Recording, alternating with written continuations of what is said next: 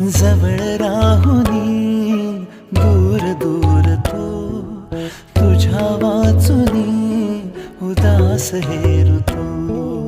कळेल केव्हा तुलाही व्यथा माझ्या नजरेने बघ तुलाच तू.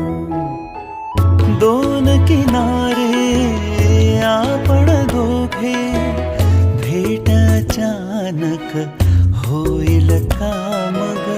श्वासाचे श्वासात गुंतले नकळताच बघ झालो जीवलग. कसले काहुर कुठली हुरहुर मनात आता व्याकुळ तगमग.